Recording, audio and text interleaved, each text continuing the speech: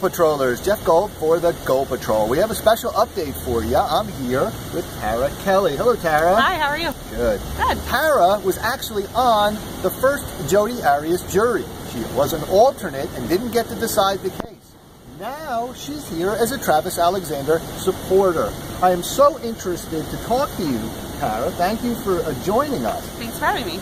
How does it feel, first of all, having been on the first Jodi Arias jury and now being here today on this verdict watch? It's very hard. I had anxiety as far as coming here the first day, being back on floor 5, just even walking in the courthouse. There's a lot of emotion and a lot of memories that come back, so going back to the courthouse and then going back in the courtroom yesterday, it's a lot to take in. And this time, you're actually sitting with the family, the victim's family. Now, we're not going to talk too much about them. Hopefully, they're going to come on with us and they can talk for themselves. But how is it now, being, instead of in the role of a juror, being in the role of a victim supporter? I think it's even harder to be on this spectrum and just the emotion. It's a different type of emotion. So I think it's a lot harder, and the waiting game's a lot harder as well. Now, have you been following the second trial? I know you haven't been here for the retrial, but have you been following it? Not as much. Okay. Being on Twitter, it's kind of hard to follow. So sometimes. let me pose this to you. Having heard the entirety of the first case, it's my opinion that in the second case, they just didn't hear enough about what happened to Travis on that day. They didn't hear enough about the murder. If you were in the position of this jury, and you had heard all this mitigation, which they've heard much more than you did. Right. And not much about the brutality of the murder. Do you think that the vote would be different? Well, they may not have heard as much, but they've seen the same pictures, and I think seeing those pictures speak for itself.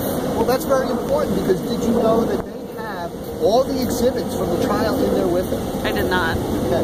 So those were the pictures, the thing that stayed with you today? They do. I still have nightmares from it. It's just stuff that's not going to go away. It's hard to think that somebody could do something so horrible. Having heard the whole first trial and knowing we're here again, I believe you would have voted for death. Is that right? Yes. Would you still do that today? Yes. After all this time, any thoughts, second thoughts about how you would have voted? No, it just makes my thoughts stronger on why I would have voted. Okay. What do you think the strongest piece of evidence was that would convince you as a juror that Jodi Arias should die? There's not one certain piece. I think everything, the premeditation of, stealing the gun and planning the trip and then lying and covering up everything after. There's so much that I think that points to death. And yet this jury just didn't hear that much of the planning, premeditation, and then the cover-up.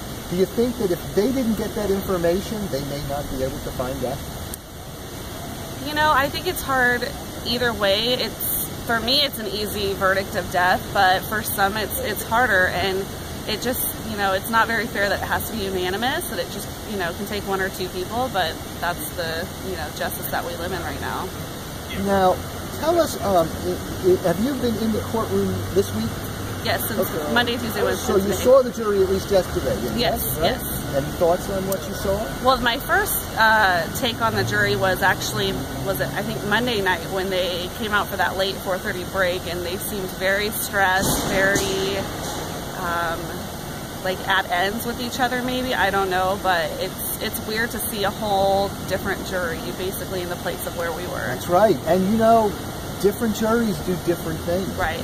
And of course this jury is not just a different jury hearing the same evidence, which is true, by the way. Right. Different juries hearing exactly the same case can do different things. Exactly. But this jury has heard a very different case. One of mitigation where Jodi Arias has been portrayed as, I'd like to say, poor Jodi. Right. Poor Travis is dead, mutilated, butchered, but yet we've heard a mitigation trial that rightfully is about the sentencing of a defendant, but still about poor Jodi. The entire defense has been the psychological makeup of Travis and of Jodi. Right. And what I've bemoaned is how the defense has been able to time and time again re-bloody Travis, re-slaughter Travis. And to some degree, I agree as an analyst, that's right that they should be able to say what they want, but over and over and over again. Right. I think as a supporter of the victim in this case, it's got to hurt you that that's happening. Do you think that that this was different than the first trial, that you didn't get as much of that in the first trial? I don't know, because I haven't followed much, but from what I've heard, Nurmi has definitely taken on different tactics this time. Just as disgusting as the first time, but maybe took some lessons from Juan as far as trying to be strong and, you know, voice loud and all that stuff. But I don't think it matters, because the evidence still points to the horrible crime. Let me ask you one last question about being a juror. Okay. I'm going to let Cathy's going to come in and ask you some more questions too. Okay. But for me, I think the viewers would like to know, as a juror, number one, how difficult is it in a long trial like this to make friends, chat with other jurors, know about their family and friends, everything else, and be able to speak about anything in the world except what you've done for 6 or 7 hours that day? It's really hard, and I think that's what people don't understand, is you do form these bonds. We were together for almost 6 months. We know about each other's families. We know all this different stuff, and it is very hard. And for the fact that the alternates, when the deliberating jurors were deliberating, we still couldn't talk about it. So we were the very last people on this earth to be able to talk about the trial. And so it's really hard, and I think that's just something that people don't understand. You know, we try to go back to our normal lives, but when something like this for 6 months takes your life, it's really hard to try to move on. And here you are, back. Here I am. Back again. All right, Cathy, what do you have for Tara here? Okay, Tara, thank you for doing this. I have a few questions for you about, I know you, as a juror, you don't make a decision or form an opinion until the end. Right. But you're a human being.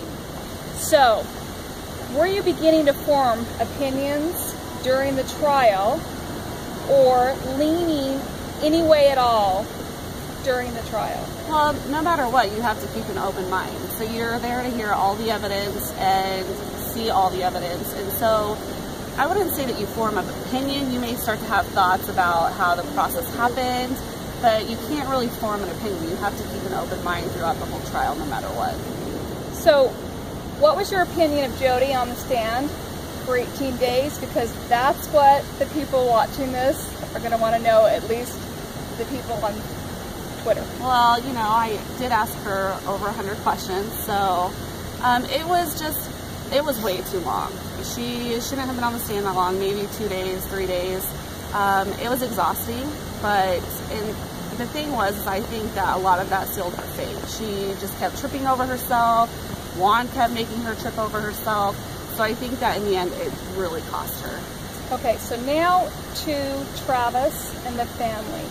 What makes you, as a stranger, a juror, what makes you become bonded to this case? We have 12 jurors up there in the room who are, what we think, not emotionally attached and are trying to just make this decision, and yet you became so close and so bonded that after the first trial, you were with Travis's sisters and family, and you were handing out the packets to the homeless in the park, and you've done things with this family and stayed very close.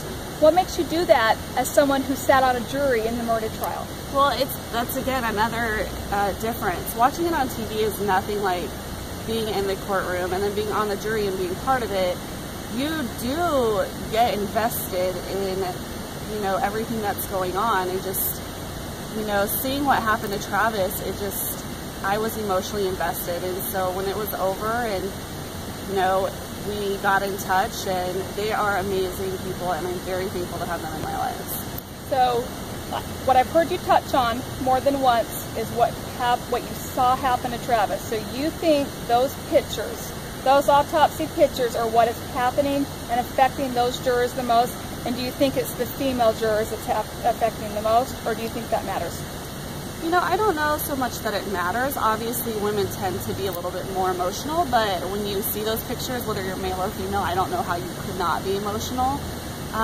There's no telling what's going on up there. Like, there really is no telling. You know, maybe they're close. Let's hope that they are. But, you know, there's, you know, no reason to speculate, because we have no idea, and we'll drive ourselves crazy. Well, thank you, Tara. I know you're here supporting the family, and thank you for taking time with us. Thanks for having me. Okay, again, thank you for the Gold Patrol, Tara. I know you got to get back in there and hang with the family and send our regards to them. Our prayers are with them. Thanks. Thank you. Jeff Gold for the Gold Patrol.